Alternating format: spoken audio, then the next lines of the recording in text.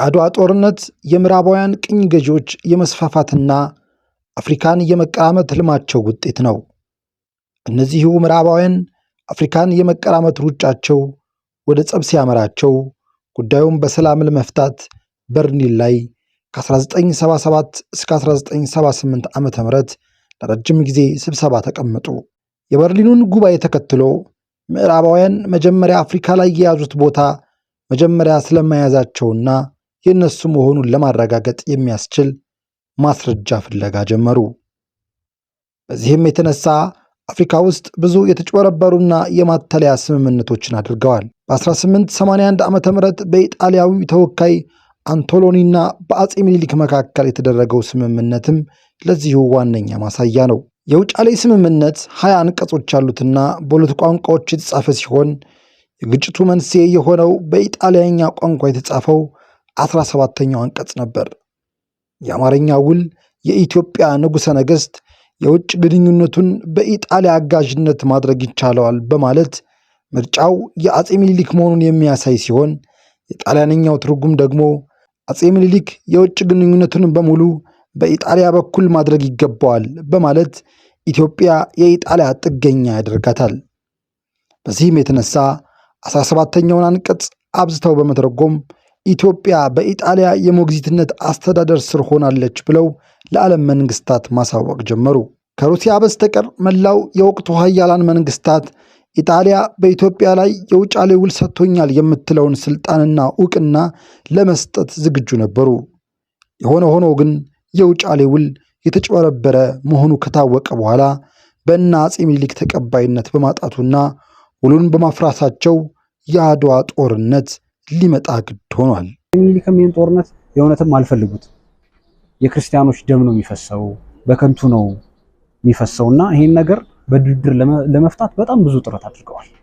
ግን የእሳቸው ጥረትና ድርድር የሚሳካ እንዳልሆነ ሲያውቁ አንቶሎኒም ደግሞ እዚህ ቤተ መንግስት ተገኝቶ የውጫሌን ውል መፍረሱ ሲነገረው ታላቋ ጣሊያን ጦርነት ታነሳለች ብሎ ዝቶ ማስፈራርቶም ሲሄድ ይሄ ደግሞ ሀገር መደፈር ነው፣ ከዚህ በላይ የለም ማለት ነው እና ምኒልክ እንደውም ወደኋላ ብለው ነበር። ከሳቸው ስለልቦና ከሳቸው ስብዕና አንጻር ጦርነቱን አልፈለጉት። የማይቀር መሆኑን ግን የተረዱት በዙሪያቸው ያሉ ጠንካራ አማካሪዎች ነበሯቸው፣ ጠንካራ ራሶች ነበሯቸው፣ የጦር አበጋዞች ነበሯቸው። እቴጌም ጣይቱ ደግሞ ትልቅ መካር ናቸው ለንጉሱ። ስለዚህ የጦርነቱ አይቀርነት መሆኑን እኛ ብንዘናጋ ደግሞ የባሰ ጥፋት እንደሚመጣ በደንብ ሲያስገነዝቧቸው ባይፈልጉትም የግድ መዘጋጀት ስላለባቸው መላው ሕዝብ እንዲዘጋጅ አድርገዋል። ለአድዋ ድል መገኘት የኢትዮጵያ ኦርቶዶክስ ተዋሕዶ ቤተክርስቲያን ሚና እጅግ የላቀ መሆኑ አጠያያቂ አይደለም። ይህች ጥንታዊት ቤተክርስቲያን በአድዋ ጦርነት ወቅት ከመነሻው እስከ መጨረሻው ከዘመቻው እስከ ድሉ በጦርነት በመሳተፍ መረጃ በመስጠትና በማስቀመጥ ባደረገችው አስተዋጽኦ ተወዳዳሪ አልነበራትም። ለረጅም ዘመናት ይዛ በቆየችው ልዩ ልዩ አገራዊ ኃላፊነትና ሚናዋ ምክንያት አገር ያለ ሃይማኖት፣ ሃይማኖት ያለ አገር የለም በሚል እሳቤ በቀደሙት የጦርነት ታሪኮች ከሁሉ በላይ ጥቃት የደረሰባት እርሷ በመሆኗ በተለይም ደግሞ የወራሪው መንገድ ጠራጊዎች አባ ማትያስን የመሳሰሉ ሚስዮናውያን በመሆናቸው ቤተ ክርስቲያኗ በጦርነቱ የነበራት ጉልህ ተሳትፎ ምክንያታዊ ያደርገዋል። ቤተ ክርስቲያን ትልቅ ሚና ነበራት። የግብፃዊው ጳጳስ አቡነ ማትያስ እና እጨጌ ወልደ ጊዮርጊስ እሳቸው ምህላ አውጀው ነበረ። ምህላው የነበረው የአድዋ ጦርነት የማይቀር መሆኑ ታውቋል። በቤተ መንግስቱም ዝግጅት እየተደረገ ነበር። ስለዚህ ህዝቡ እግዚአብሔር ጦርነቱን እንዲያስቀር፣ ጦርነቱ ደግሞ የሚመጣም ከሆነ ደግሞ እግዚአብሔር ህዝቡን ረድቶት ሀገርንም ቤተክርስቲያንንም የሚጠብቅ እንዲሆን ነበር ዋናው ትልቁ ምህላው ማለት ነው። ንጉሱን አጅቦ የሄደው የአራዳ ጊዮርጊስ ታቦት ነው። የንጉሱ ግን እያንዳንዶቹ ራሶቻቸው ግን ባሉበት ቦታ ታቦታትን ተከተል ይዘው መጥተዋል። እንግዲህ ምን ያህል ታቦት እንደዘመተ አስቡ። በጣም ብዙ ታቦታት ናቸው። እያንዳንዱ ራሶች ካህናቱን ሊቃውንቱን በታቦት አሳጅበው ይዘው ሲመጡ ትልቅ ክብረ በዓል እንጂ የሚመስለው መቼም ዘመቻ የሚወጣው ሁሉ አይመስልም ነበር። የተጻፈው ሲታይ የህዝቡ ንቃት፣ የህዝቡ ተሳፍቶ፣ የህዝቡ ብዛት የነበረው የጦርነት ጉዞ ራሱ ጦርነት የሚካሄድ ሳይሆን ጣሊያኖቹ ጻፊዎቹም እንደጻፉት ሰው ዝም ብሎ ለሆነ ጉዳይ የሚወጣ እንጂ ለዘመቻ የሚሄድ አልነበረም። ህዝቡ ለሀገርና ለሃይማኖት መሞት እጅግ ትልቅ ክብር ነው። እኔ እናንተ ባለንበት ዘመን እንኳን ለሀገርህ መሞትና ለሃይማኖት መሞት ትልቅ ዋጋ ያለው የማያስቆጭ ዋጋ የሚያሰጥህ በምድርም በሰማይም ዋጋ የሚያሰጥህ እንደሆነ ስለምታምን ጦርነቱን ለመግባት ቀላል አልነበረም እና ቤተክርስቲያን ንጉሱ በሙሉ ከጫፍ እስከ ጫፍ ያለችው ቤተክርስቲያን አንዲት ስለሆነች ሁሉም ጦርነቱን በአንድ መንፈስ እንዲረዳው፣ በአንድ መንፈስ እንዲቆም፣ በአንድ መንፈስ እንዲዋጋ፣ በአንድ መንፈስ ጠላትን ድል እንዲያደርግ የቤተክርስቲያን ሚና ትልቅ ነበረ እና ካህናቶቹ መኖራቸው እዛ ጋር ራሱ እነሱም አምነውበት ለሀገርና ለሃይማኖት የሚከፈል ዋጋ እንደሆነ አምነው ሲወጡ ህዝቡ እነሱን ሳይ ወደኋላ የሚልበት የለም። መስቀል ይዘው ከፊት ሲመሩ ጦርነቱ ህዝቡ በምን ያህል ወኔ በምን ያህል ልበ ሙሉነት ወደፊት ሊገባ እንደሚችል እንግዲህ ማሰብ ነውና ጦርነት ላይ ደግሞ ልክ እነዚህ አባቶቻችን ሲቆሙ ምን አይነት ወኔ ምን አይነት ልበ ሙሉነት ሊኖር እንደሚችል ማሰብ ቀላል አይደለምና የቤተክርስቲያን ሚናዋ እጅግ በጣም ትልቅ ነው። በአድዋ ጦርነት ወቅት ቤተክርስቲያኗ የነበራትን የላቀ ሚና ለመረዳት የአፄ ምኒልክ የክተት አዋጅ ብቻ መመልከት በቂ ነው። እግዚአብሔር በቸርነቱ እስካሁን ጠላት አጥፍቶ አገር አስፍቶ አኖረኝ፣ እኔም እስካሁን በእግዚአብሔር ቸርነት ገዛው። ከእንግዲህ በሞትም ሞት የሁሉም ነውና ስለ እኔ ሞት አላዝንም። ደግሞም እግዚአብሔር አሳፍሮኝ ያውቅ፣ ወደፊትም ያሳፍረኛል ብዬ አልጠራጠርም። አሁንም አገር የሚያጠፋ ሃይማኖትን የሚለውጥ በፊት እግዚአብሔር የወሰነልንን ባህር አልፎ መጥቷል። እኔም የሀገሬን ከብት ማለቅ የሰውን መድከም አይቼ እስካሁን ዝም ብለው እያለፈ እንደ ፍልፈል መሬት ይቆፍር ጀመር። አሁን ግን በእግዚአብሔር ረዳትነት ሀገሬን አሳልፌ አልሰጥም። የአገሬ ሰው ካሁን ቀደም የበደልኩ አይመስለኝም። አንተም እስካሁን አላስቀየምከኝም። ጉልበት ያለ በጉልበት እርዳኝ፣ ጉልበት የሌለ ለልጅ ለሚስት ለሃይማኖት ስትል በሐዘን እርዳኝ። ወስልተ የቀረ ግን ኋላ ትጣላኛለህ፣ አልምርህም። ማርያምን ለዚያ አማላጅ የለኝም። ዘመቻዬ በጥቅምት ነው። የሸዋ ሰው በጥቅምት እኩሌታ ወረይሉ ከተል አገኘ። ሃይማኖት የሚያጠፋ ባህልን የሚያጠፋ ነው። የምዕራባውያን ወረራ እንዴት እንደነበረ አፍሪካ ላይ ያደረጉት ተጽዕኖ ይታወቃል። በሚገርም ሁኔታ አሁን ባለው ቴክኖሎጂ ጋር ስናየው እዚህ ሆነንና አንድ ሩቅ ሀገር ቁጭ ብለን ቶሎ መገናኘት የምንችልበት እድል አለን አሁን ባለን ቴክኖሎጂ። በዛም ዘመንም ደግሞ በሚገርም ሁኔታ ወሬ የሚዳረስበት የራሳቸው መንገድ አላቸውና ምዕራባውያን አፍሪካን የሚቀራመጡበት መንገድ ባርነቱ ይታወቃል። ኢትዮጵያ ደግሞ ከጣሊያን በፊትም ደግሞ ቱርክ፣ ግብጽ፣ ደርቡሾች ወረራ አድርግ ፈጽመዋል። ስለዚህ የጠላት ወረራ እንዴት እንደሆነ ጉዳቱ እንዴት እንደሆነ የሚያውቅ ህዝብ ነው ያለው። ስለዚህ የጣሊያን ወረራንም የሚያየው ሀገር የሚያጠፋ ሃይማኖትን የሚያጠፋ መሆኑ ህዝቡ እንዲረዳ የማድረጉን ስራ ቤተክርስቲያን በትልቁ ተወታለች እና መስቀል፣ ታቦታት፣ ድንኳኖቹ ታቦታቱ የሚያርፉበት ድንኳኖች ነው አዘጋጅታለች። በደንብ ነው ዝግጅቱ በሚገርም ሁኔታና በጣም በትልቁ ነበር ቤተክርስቲያን እየተዘጋጀችበት። ምክንያቱም ታቦታት ሲዘምቱ ታቦታት የሚያርፉበት ቦታ ያስፈልጋቸዋል። ቤት የለም፣ ቤተክርስቲያን በየቦታው አይሰራም፣ በድንኳን ነው የሚያርፉት። ልክ እንደ ታቦተ ሙሴ ማለት ነው። ቅዳሴው ሳይታጎል ሊቃውንት በድንኳን ውስጥ ዜማቸውን ያሬዳዊ ዜማቸውን እያቀረቡ እየተቀደሰ ህዝቡ እየቆረበ ተዋጊው ራሱ እየቆረበ ነው። አቡነ ማትያስ እንኳን የመጨረሻው ጦርነት ላይ ህዝቡን ሰብስበው እግዚአብሔር ይፍታ እያሉ ሌሎች ካህናት ደግሞ ህዝቡን እያናዘዙ ነው ወደፊት ግፋ እያሉ ሲያበሩት የነበሩት እና በስነ ልቦና ማዘጋጀት ትልቅ ሚና አለው። ስለ ልቦና ጠንካራ የሆነ ሰው አሸናፊ እንደሆነ የሚያውቅ ሰው ጦርነቱን ለመግባት ምንም ወደኋላ የሚልበት ነገር አይኖርም። በነገራችን ላይ በፊት በነበረው ጊዜ የቤተክርስቲያን ሊቃውንት የቤተክርስቲያን ሚና በሀገረ መንግስት ውስጥ ትልቅ ሚና ነው የሚኖራት።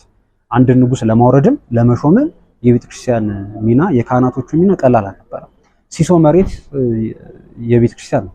በዛ በነበረው ስርዓት ውስጥ ሲሶ መሬት የቤተክርስቲያን ነው። ቤተክርስቲያን የምትተዳደርበት ነው። ቤተክርስቲያን ደግሞ ትልቅ መዋቅር አላት። ከሊቀ ጳጳሱ ጀምሮ እስከ ንስሐ አባትና የንስሐ ልጅ ድረስ ትልቅ መዋቅር አላት።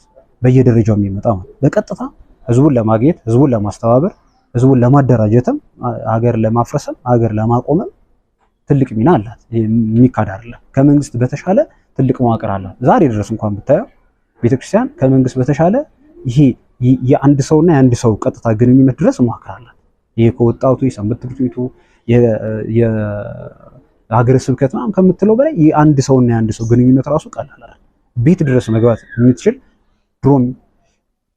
ድሮም ያለ አሁንም ያለ መዋቅር አላት ቤተክርስቲያን ማለት ነው። በደንብ ቀጥታ ማግኘት ትችላለች። ስለዚህ በዚህ ጦርነት ውስጥ ቤተክርስቲያን ያላት ጉልበትም አቅምም ትልቅ ስለሆነ ቤተ መንግስትና ቤተ ክህነትም ደግሞ የባልና ሚስት ያህል ሆነው በደንብ ተቀራርበው ስለሚሰሩ መንግስትም ሲሶ መሬት ሰጥቷል። በቤተ መንግስት ውስጥም እኮ ፍርድ የሚፈርዱት ፍትሐ ነገስቱን ገልጠው የመጨረሻውን ውሳኔ የሚወስዱት ሊቃውንት ናቸው። ሰው በጣም ተበድሎ በየእርከኑ ባለበት ሁሉ ፍትህ ካጣና ንጉሱ ጋር ቢመጣ በቤተ መንግስት ውስጥ ፍርድ የሚሰጡት እነሱ ናቸው። ንጉሱም ችሎት ቢቀመጡ ፍትሐ ነገስቱ ምን ይላል ብለው የሚጠይቁት ሊቃውንቱን ነው ንጉሱ። እዚህ ድሮ በነበሩት ነገስታት እስከ አፄ ሚኒሊክም እስከ አፄ ኃይለ ሥላሴም ድረስ ሊቃውንት ቤት ተሰጥቷቸው ልክ እንደ ቤተ መጻሕፍት ፍትሐ ነገስት የሚገለጥበት መጻሕፍት የሚመረምሩበት የሚተረጉሙበት በቤተ መንግስት ውስጥ አንዱ ራሱን የቻለ ቦታ ተሰጥቷቸው ይህን ስርዓት ይፈጽሙ ነበር እና ቤተክርስቲያን በፍርድ ስርዓት ውስጥ ቤተክርስቲያን በመንግስት አዋጅ ውስጥ በእያንዳንዱ ነገር ውስጥ ነበረችበት። ሊቃውንቶቿ ነበሩበት። ሊቃውንቶቿ ስለነበሩ ነው ቤተክርስቲያን አለችበት የምንለው። ሊቃውንቶቹ ቤተክርስቲያንን ስለሚወክሉ የቤተክርስቲያን መሪዎቻችን ስለሆኑ ሊቃውንቶች መኖራቸው በጣም ትልቅ ሚና አለው ለአድዋ ጦርነት ማለት ነው። ቅርበት አላቸው። ምንም ነገር ሲደረግ ንጉሱም ዝም ብለው እኮ አላደረጉም። እንዲያውም ጦርነቱ የነበረበት ጊዜ የሁዳዴ ጾም ነው የካቲት። በዛ ላይ ደግሞ ረሃብ ሆኗል። ግን ንጉሱ እኮ አቡነ ማትያስን አማክረው ነበረ። እንትኑ ይሄ ጾሙ ቀርቶ ሌሎች እነዚህ ራሶችም ተነስተው ጾሙ ቀርቶ ሰው ሳይበላ መዋጋት ከባድ ነው።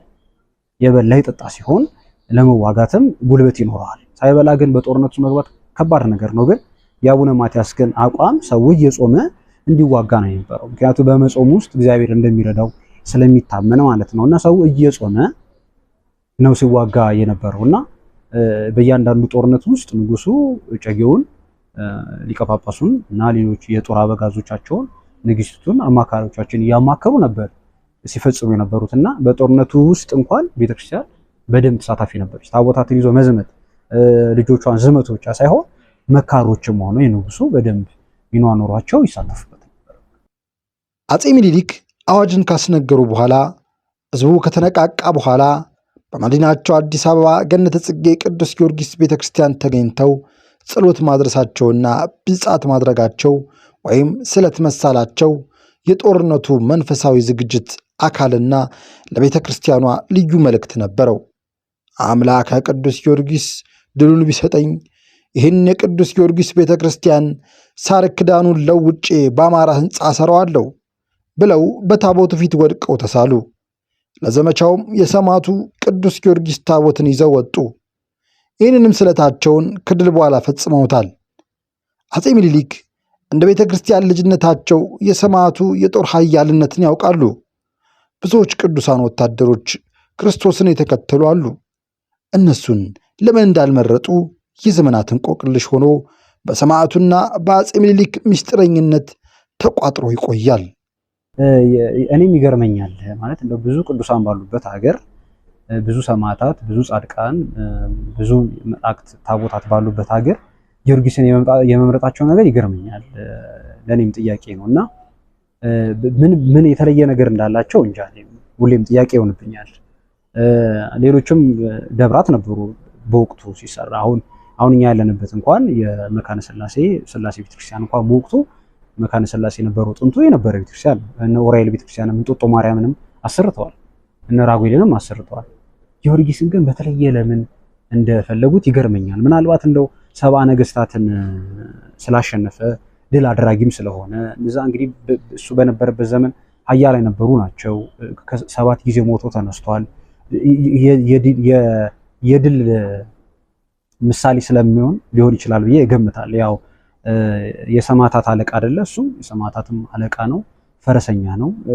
እንደውም እሳቸው አጼ ማን ነው እቴጌ ጣይቱ በነበሩበት በጎንደር እኮ መርቆሬዎስም እኮ አለ ፈረሰኛ ነው። እሱ ትልቅ ታቦት ነው። ግን ጊዮርጊስን የመምረጣቸው ነገር እኔም ይገርመኛል። ምናልባት ግን ሰባ ነገስታትን ድል ስላደረገ የድል አድራጊነት ምሳሌ አድርገውት ይሆናል ብዬ ገምታለሁ። እዚያ ይመስለኛል። እርግጥ የኢትዮጵያ ሕዝብ ስለነበራ ለጦርነት ያለው ነገር ጠንካራ ነው። ምክንያቱም ረጅሙን ዓመት በጦርነት ነው ያሳለፈው። በመጽሐፍ ቅዱስም እኮ የተመሰከረለት ነው። ትንቢተ ኢሳይያስ ምዕራፍ 17 ቁጥር 1 ብናየው ተዋጊ ሕዝብ እንደሆነ ኃያል አስፈሪ ሕዝብ እንደሆነ እኮ ይናገራል እሱ። እና ይሄ እንትን ነው ሕዝቡ በጦርነት ያለው ስለልቦና ቀላል አይደለም። እንዳልከው ግን ይሄ የጣሊያን ጦርነት ግን እንደማይሄድ የማይቀር መሆኑን ጦርነቱ ሊመጣ እንደሚችል ግን ብዙ በበረሃ ያሉ አባቶች ትንቢት ይናገሩ እንደነበረ አለቃ ወልደ ያሬድ ኤላሪዮስም መጽሐፈ ትእዛዝ አለቃ ለማይሉ ላይ ብንፈልገው እናገኘዋለን። እዛ ላይ ማየትን አስታውሳለሁ። አንዲት ቅኔ የተቀኟት ቅኔ ላይ ጦርነት እንደማይቀርና ጦርነት እንደሚነሳ አስቀድሞ በቅኔ ውስጥ የተናገሯት ትንቢት አለች። እሷ ነበረ ከጣሊያን ጋር ጦርነት ሊመጣ እንደሚችል ነጭ ወራሪ ሊመጣ እንደሚችል የሚነገሩ ትንቢቶች ነበሩ። በትክክል ትንቢቶች ነበሩ። ቅኔዎች ውስጥም ይገኝ ነበረ። ይሄ በትክክል በቅኔ ቤት ውስጥም በህዝብ በሚሰበሰበ በዓላትም ይሄ ቅኔዎች ሲናገሩ ሰው ለጦርነት እንዲዘጋጅ ስለ ልቦናው ጠንካራ እንዲሆን ውስጡ እንዲያምን ያደርጋል። ምክንያቱም የማይቀር ነበር በትክክል። መቼም አባቶቻችን ደግሞ ቅዱሳን ነበሩ። እንደ ዛሬው ዘመን ላይ አይደለም መቼም እና ቀድሞ የሚሆነውን ነገር የሚረዱ ቀድሞ የሚሆነውን ነገር እግዚአብሔር የሚገልጽላቸው አባቶቻችን ስለነበሩ በትክክል የነሱ ቅኔ የነሱ ትንቢት ህዝቡ ጋር ደርሶ ሰው በጦርነት ራሱን እንዲያዘጋጅ ስለ ልቦናው ጠንካራ እንዲሆን በደንብ አድርጎ ረድቷል ብለን እናምናለን። የህዝቡ ጦረኛነት ግን እንዳለ ሆኖ ማለት ረጅሙን ዓመት እርስ በርስን በመዋጋት ከጠላት ጋር በመዋጋት በጦርነት ያሳለፈ ህዝብ በደንብ ጦርነትን የመሳሪያ ባሩድ ሽታ በደንብ የሚያውቅ ህዝብ ነውና ስለ ልቦናውም ቀላል አይደለም። በቃ ጦርነት ሲባል ለምን ሀገር ደግሞ ሲሆን ቀላል ነገር አይደለም፣ ጠንካራ ነው። እስራኤላውያን ፍልስጤማውያንን ለመውጋት ወደ ጦር ሜዳ ሲወጡ ታቦተ ጽዮንን ይዞ የመውጣት የቆየ ልምድ አላቸው። ኢትዮጵያውያኖችም ፍጹም አማኝና የኦሪትን እምነት ከአዲስ ጋር አሰናስለው የያዙ በሕገ ልቦና በሕገ ኦሪትም በሕገ ወንጌልም እግዚአብሔርን በማመን በመከተል ቀዳሚ ስለሆኑ ይህንን የእስራኤላውያንን ባህል ስለሚያውቁና የእግዚአብሔርን አጋዥነት ስለሚረዱ የቃል ኪዳኑን ታቦት ይዘው ወጥተዋል። ይህም መጽሐፍ ቅዱሳዊና ቤተ ክርስቲያን ከሰጠችው አንዱና ዋነኛው ጉዳይ ነው። በነገራችን ላይ የጣሊያን ወረራ ላይ የሮማውያን የጣሊያን ኢምፓየር ላይ በነበረው ጊዜም ላይ ካቶሊኮች ናቸው በትክክል የምዕራባውያንን ቅኝ ግዛት ስናየው የነበራቸውን ብዙ አፍሪካ ሀገሮች የነበራቸውን ባህል የነበራቸው ትውፊታቸውን ሃይማኖታቸውን እንዲያጡ አድርገዋቸዋል። ምንም ጥያቄ የለው። ጣሊያን በትክክል እንደ ሌሎች ወንድሞቻችን አፍሪካውያን ቅኝ ግዛቱ ተሳክቶላት ቢሆን ኖሮ ምንም ጥያቄ የለውም የኢትዮጵያ ኦርቶዶክስ ቤተክርስቲያን አትኖርም፣ ካቶሊክ ነበር። የኢትዮጵያ አብያተ ክርስቲያናት በሙሉ ወደ ካቴድራል የካቶሊክ ቤተክርስቲያን ነው የሚቀጥለው። ስርዓታቸው ምንም ፖፕ ምናምን የተባለ ነው የምንቀጥለው ነበር። ይሄ ምንም የሚያከራክረን ጉዳይ አይሆንም። ያንዳንዶቹ አፍሪካ ሀገሮች ውስጥ አድርገውታል። በደንብ ሃይማኖታቸውን አጥተዋል። የካቶሊክ ሃይማኖት የሆኑ ካቶሊኮች ሆነዋል። የፕሮቴስታንት ሃይማኖት ተከታዮች የነበሩ ደግሞ ፕሮቴስታንት ሃይማኖት እንዲሆኑ አድርገዋቸዋል። ሃይማኖታቸውን አጣ። እኛ ጋርም ይሄ ነበር የሚሆነው። እዚህ ጣሊያን ደግሞ የካቶሊክ ሃይማኖት ደግሞ በአጼ ሱስንዮስ ዘመን ቤተክርስቲያን ላይ የፈጠረውን ነገር ሀገር ላይ የፈጠረውን ነገር ህዝቡ በደንብ ያውቃል። የአጼ ሱስንዮስን ዜና ለማየት እንችላለን። በዛ ዘመን የተጻፉትን መጽሐፎችም ማየት እንችላለን። የነ ወለተ ጴጥሮስን ገድላትና ብናይ የነበረው ነገር ቀላል አልነበረም። እዚህ አጼ ሱስንዮስ ዘመን ላይ ንጉሱን አታለው የሀገሪቱ ሃይማኖት የካቶሊክ ሃይማኖት እንዲሆን አድርገዋል። ንጉሱንም ካቶሊክ አድርገዋቸዋል። ንጉሱም ደግሞ አዋጅ ያሳውጀው ካህናትን አሳርደው ምዕመናን ተገድለዋል። ሃይማኖታችንን አልለውጥም ያሉት። ስለዚህ ይህን ጦስ በደንብ ያውቃል ይሄ። እዚህ ጣሊያን ቢመጣ ተመልሶ የሚሆነው ይሄው ነው እንጂ ሌላ አይደለም። እዚህ ለሃይማኖት ስትል ተዋጋ የተባለበት አንዱ ምክንያት እሱ ለሃይማኖቱ ነው የሚዋጋው። እዚህ ጠንካራ ሆኖ እችን ቤተክርስቲያን እንዳያጣት የአባቶቹ ስርዓት እንዳይጠፋበት እምነቱን ጠብቆ ለመኖር ራሱን አዘጋጅቶ በደሙ እና በአጥንቱ እችን ቤተክርስቲያንና ሀገርን አስጠብቋል ማለት ነው። አሁን አድዋ እንደ ሀገር አንድነትን የምንፈጥርበት እንደ ሀገር የምናወራው ነገር ስላለ ነው እንጂ ቤተክርስቲያን ደግሞ የራሷን ነገር የነበራት ሚና አጉልታ ጥናት እየተጠና የውይይት ሀሳቦች እየመጡ በዚህ እየዳበሩ ቢሄድ ቤተክርስቲያን እዛ ላይ በአድዋ ጦርነት ውስጥ የነበራት ሚና ትውልዱ በደንብ እንዲያውቅ ማድረግ ይቻል ነበረ። አሉ የተጻፉ የተሰሩ ነገሮች አሉ፣ ግን በደንብ አልሰራበትም እንጂ ብዙ የሚናገር ነገር አላት ቤተክርስቲያንና እንዳልከው ሃይማኖትህን የሚለውጥ የምትለዋ የማታሻማ ነች። በኋላም ደግሞ ጉልበት ያለ በጉልበት እርዳኝ፣ ካልሆነ ግን ለልጅህ ለሚስት ለሃይማኖት ስትል በሐዘን በጸሎት አግዘኝ ነው ያሉት። ስለዚህ ለልጁም ለሚስቱም ለሃይማኖቱ ሲል ደግሞ ጉልበት የሌለው ቁጭ ብለው በጸሎት ንጉሱን እግዚአብሔር እንዲረዳቸው ድል እንዲቀዳጁ እንደ አባቶቻቸው እሳቸውም ድል አድርገው እንዲመጡ ሰው በጸሎት አግዟል ማለት ነው። ጉልበት ያለው ጦር ሜዳ ውሏል፣ በቤት የተቀመጠ ደግሞ በጸሎት አግዟል ማለት ነው። እና ለሃይማኖት ስትል የሚለው ምንም አሻሚ አይደለም። በግልጽ ብትመጣ ጣሊያን ቤተክርስቲያን የምትባለው ዛሬ አትኖርም ነበር። ጥቂት ክርስቲያኖች ይተርፉና እነሱ ደግሞ ሃይማኖታቸውን ይዘው እንደሌላው ሀገር ሊያስቀጥሉ ይችሉ ይሆናል። ግን አሁን ያላትን ሞገስ፣ ኢትዮጵያ ላይ ያላትን ክብር፣ ኢትዮጵያ ላይ ያላትን ዝና፣ ኢትዮጵያ ላይ ያላትን ጉልበት፣ እነዚያ ሁሉ የሊቃውንት መጽሐፎች፣ እነዚያ ሁሉ ንዋያተ ቅድሳት፣ እነዚያ ሁሉ ትልልቅ ሚስጥሮች፣ እነዚያ ሁሉ ስነ ጽሁፎች ይተርፋሉ ብዬ አላስብም። ምክንያቱም በአፄ ቴዎድሮስ ዘመን የመቅደላን ሰብረው እንግሊዞች መውሰዳቸው ይታወቃል። ይህንን የሚያውቅ ህዝብ ነው። ጭራሽ ደግሞ እንዳልኩ አዋጅ ታውጆ በሙሉ ሰው ካቶሊክ እንዲሆን ተደርጎ ደግሞ የመጣበት ፍዳ ቀላል አልነበረም። ስለዚህ ይሄ እንዲሆን የሚፈልግ ህዝብ አልነበረም ማለት ነው። ዛሬም እንደማይኖረው ሁሉ ያኔም ይሄን የሚፈልግ ህዝብ ስላልነበረ ለሃይማኖቱ ሲል በደም ተዋጋ፣ ለሀገሩ ለሃይማኖቱ ሲል ደሙን አፍሷል፣ አጥንቱን ከስክሷል ማለት ነው።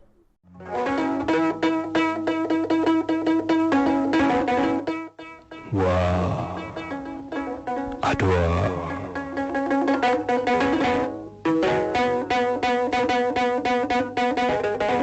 አድዋ ሩቋ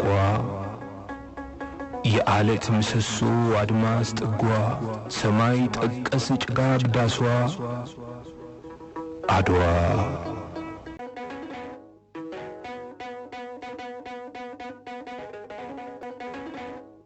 ጊዮርጊስ በአድዋ ጦርነት ውስጥ የነበረው ሚና በስዕልም የገለጹት ኢትዮጵያውያን ሰዓሊዎች አሉ። ይሄ ወደ ኋላ ያሉትን የኢትዮጵያ ሰዓሊያን ታሪክ የሚል አጭር ታሪክ የምትል አንድ መጽሐፍ አለችና እዛ ላይ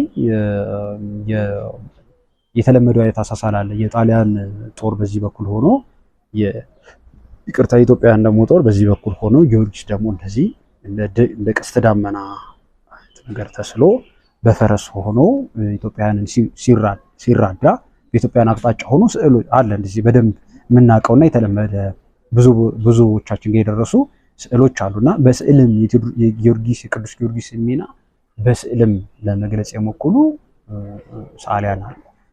በስነ ጽሁፍም ደግሞ እንደዚህ ተገልጿል። ምንም አሻሚ አይሆንም። አሁን ጊዮርጊስ በጦርነቱ ላይ መሳተፉን ያዩ የጣሊያን ወታደሮች እንደነበሩ በኋላ ከጦርነቱ በኋላ ተርፎ ተማርከው የጻፉ መኖራቸው ይታወቃል፣ ተጽፏል። እሱ ግን እግዚአብሔር በግልጽም በስውርም እግዚአብሔር ይሰራል በሁለቱም እና አምላከ ቅዱስ ጊዮርጊስ ሲራዳቸው እናምናለን። ለአንተ ጉልበት ብርታት ሲሆን አሸናፊ እንድትሆን ሲያደርግህም የግድ መታየትም አይኖርበትም። እግዚአብሔር በስውርም በግልጽም ስለሚሰራ ማለት ነው። ግን እንዳልከው ደግሞ የቅዱስ ጊዮርጊስ ደግሞ ሚና ፈረስ ላይ ሆኖ ያዩት ደግሞ ወታደሮች እንደነበሩም ተጽፎ አይተናልና በትክክልም ነበር። ይሄ አሻሚ አይሆንም። ምክንያቱም ይሄ እግዚአብሔርን ስራ ልትመረምረው የምትችል አይደለም። አይሆንም እንዳትል እግዚአብሔርን በምን ተመረምረዋለህ?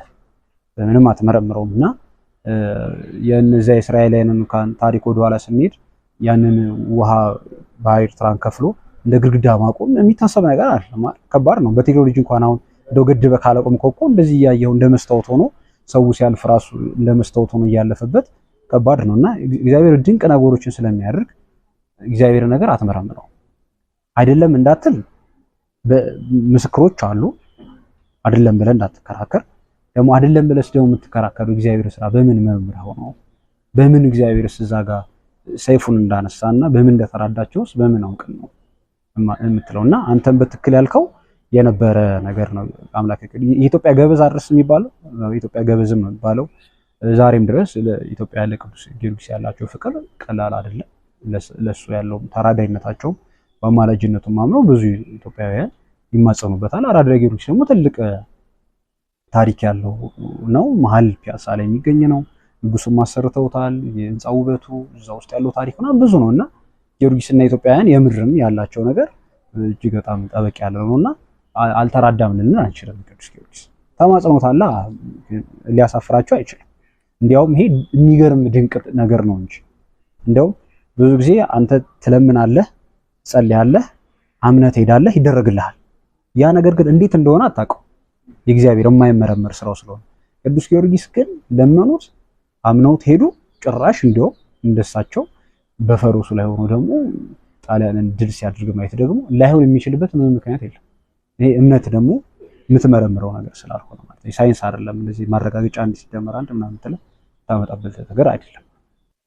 የአድዋ ድል ለዘመናት ተከብሮ የኖረውን የኢትዮጵያ ሉዓላዊ ሀገርነትና ነፃነትን ከማረጋገጡም በላይ ለሀገራችን ዓለም አቀፍ ዝናን አጎናጽፏታል። የአድዋ ድል የቅኝ ገዢዎችንም ቅስም በመስበር ፖሊሲዎቻቸውን እንደገና እንዲመረምሩ አድርጓቸዋል።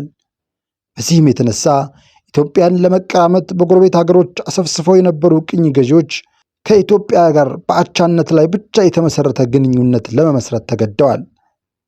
በቅኝ ግዛቶቻቸውና በኢትዮጵያ መካከል የድንበር መከለል እንዲደረግም ወስነዋል። ኤምባሲዎችን በአዲስ አበባ በመክፈት የዲፕሎማሲያዊ ግንኙነቶችን ጀምረዋል። የአድዋ ድል ለኢትዮጵያ የትብብር፣ የአንድነት፣ የኩራትና የክብር ምንጭ ከመሆኑ ባሻገር የድሉ ባለቤት የሆነችው ኢትዮጵያ ለጥቁሮች ነፃነት የክብር ፋና ለመሆን በቅታለች። የአድዋ ድል ምሳሌነት አፍሪካውያን በቅኝ ገዢዎቻቸው ላይ እንዲነሱ ምክንያት ሆኗል። ለፓን አፍሪካ እንቅስቃሴ መነሳሳትም ጉልህ አስተዋጽኦን አበርክቷል። ክርስቲያን በኢትዮጵያ ታሪክ ውስጥ ባህል ውስጥ የጦርነትም ታሪክ የመልካም ዜናዎችም ታሪክ ውስጥ የነበራትን ሚና በደንብ ማጉላት ያስፈልጋል። ትውልዱ እንዲያውቀው ማድረግ ያስፈልጋል። ትውልዱ መጽሐፍ ቅዱስን መማር አለበት። ስርዓተ ቤተክርስቲያንን፣ ዶግማውን፣ ቀኖናውን መማር እንዳለበት ሁሉ ታሪኩን መማር ደግሞ አለ። ምንድነው እዚህ ቤተክርስቲያን ሚና? አንዱ ይሄ አድዋ ነው። ይሄ በኋላ ላይ የመጣው የማይጨውን ጦርነትን ብናይ እኮ ቤተክርስቲያን ሚና ነበራት። አቡነ ጴጥሮስን የምናገኛቸው በሁለተኛው የኢትዮጵያ የጣሊያን ወረራ አይደል? እና ከአድዋም በኋላ በነበረው የጣሊያን ወረራም የቤተክርስቲያን ልጆቿ ሚና ነበራቸው። አቡነ ሚካኤልና አቡነ ጴጥሮስ ትልቅ ሚና ነበራቸው። ካህናትም ብዙ ደብረ ሊባኖስም ገዳሙን ሄደው ጣሊያን ያቃጠለበት ምክንያት ራሱ ዋናው መመታት ስላለበት ይሄ የቤተክርስቲያን ሊቃውንቶቿ ከተመቱ ይሄ ዋናው የኢትዮጵያ አከርካሪ ከተመታ ህዝቡ ይገዛል የሚለው እምነት ስለነበረው፣ ምክንያቱም በዛኛው ጦርነት ላይ በአድዋ ጦርነት ላይ ህዝቡን አደራጅተው ህዝቡን አንቅተው በስነ ልቦና በሆነም ዝግጁ እንዲሆን ያደረገችው ቤተክርስቲያን ነች። ስለዚህ ምንድነው ማድረግ ያለበት? መጀመሪያ እንደመጣ ቤተክርስቲያን ማጥፋት፣ ትልልቅ የቤተክርስቲያን ምንጭ የሆነውን ነገር መምታት ነበር የጣሊያን ሀሳብ። ያ ከተመታ ሰው ይደነግጣል። ተገዛ ሲባል ይገዛል። እና አሁንም ይሄ ትውልድ ልክ እንደ አባቶቹ ቤተክርስቲያንን ሀገርን የሚጠብቅ እንዲሆን ታሪኩን ማወቅ መቻል አለበት። የጦር ሜዳ ታሪኩ ምንድነው? እንደ ሀገርስ የነበረው በሀገረ መንግስቱ ቤተክርስቲያን የነበራት ሚና ምንድነው ብሎ ማወቅ። ይሄ ሴኩላሪዝም የፈጠረብን ችግር ይመስለኛል። በጣም ችግር የፈጠረ ቤተክርስቲያንና መንግስት የተለያዩ ናቸው የሚል ነገር መጥቷል። ሴኩላሪዝም ነው፣ ሃይማኖትና መንግስት የተለያየ ነው ይባላል። እዛ ለይተናው በሀገረ መንግስት ውስጥ ቤተክርስቲያን ምንም ሚና ያልነበራት እስኪመስለን ድረስ እና ነገም ደግሞ ልጆቿ ሀገረ መንግስት ውስጥ ገብተው ትልቅ አሻራቸውን እንዳያሳርፉ በኢትዮጵያ ቀጣይ ሂደት ላይ የራሳቸው ሚና እንዳይወጡ እየተደረገ ነው ማለት። አሁን እንደ ቤተክርስቲያን ልጅ የሚኖረን ስለልቦና የሀገር መሪነት ስለልቦና ነው፣ ሀገር አስተዳዳሪነት ስለልቦና ነው እኔ የሚኖረኝ ማለት። ምክንያቱም የኢትዮጵያ ታሪክ፣ ስነ ጽሁፍ፣ ስነ ስዕሉ፣ ምኑም ዜማው ሁሉም ብታይ ቤተክርስቲያን ሀብቶችና ንብረቶች ናቸው። ስለዚህ ሀገርን በማቆም ቤተክርስቲያን ትልቅ ሚና አላት ማለት። ስለዚህ እኔ የሚኖረኝ ስለልቦና አሁንም ያለኝ ስለልቦና የሀገር መሪነት ስለልቦና፣ የሀገር ጠባቂነት ስለልቦና ነው እኔ ያለኝ። ምክንያቱም እችን ሀገር የሰራቸው የእውነትም ቤተክርስቲያን ነች። በደንብ አድርጋ ይሄ ፍትሐ ነገሥት ቀላል እኮ አይደለም። በቃ ህግ ስርዓት አውጣ። አሁን የኢትዮጵያ እንትን አለ አይደል የፍትሐ ብሔር ህግ የወንጀል ህግ ተብሎ የምንመራበት ህጎች እኮ የመጡት ከፍትሐ ነገሥት የወጡ ናቸው። ስለዚህ ህግ ሰርታ በአብነት ትምህርት ቤት ደግሞ ልክ እንደ ዛሬ ዩኒቨርሲቲ መካነ አእምሮም ሰርታ እዚያ ሀገርን አቁማለች። ፊደል ቀርጻ አቁማለች። ወረቀት ባልነበረበት ሰዓት ብራና ፍቃድ ዳምጣ ቀለም በጥብጣ። ስለዚህ እቺ ቤተክርስቲያን የእውነት ሀገርን ሰርታለች ማለት ነው። ዛሬ ሀገር የያዘችው ቅርጽ ቤተክርስቲያን የሰጠችው ነው የሰራችው ቅርጽ። የኢትዮጵያ ቤተክርስቲያን በዘመናት ሂደት ውስጥ በሀገረ መንግስት ግንባታም ሆነ በህዝብ አስተዳደር ረገድ ቀዳሚ ሚናን ተጫውታለች። ለዚህም ማሳያው አድዋ ነው። ለዛም ነው ፋሽስት ኢጣሊያ ሆነ አውሮፓውያን ሀገሪቱን ለመያዝ ሲፈልጉ ቤተክርስቲያኗን ማዳከም፣ ህዝቡን ለቤተክርስቲያኗ ያለውን ታማኒነት ሊቀንሱ የሚፈልጉት። የሚያደርጉትም ግን የሀገሬ ሰው ያኔም በአድዋ አልፎም በእነ አቡነ ጴጥሮስ ዘመን ዛሬም በእኛ ዘመን በሃይማኖቱና በሀገሩ ሲመጡበት የአትንኩኝ ባይነት መንፈሱ የሚቀጣጠለው። ቤተክርስቲያን አድዋን ሰጠችን። አድዋ አንድነትን፣ ኩራትን፣ አልበገር ባይነትን፣ ጽናትን ሰጠን። ይበልጥ ደግሞ ምኒልክን ሰጠን። አብራችሁን ስለቆያችሁ እናመሰግናለን።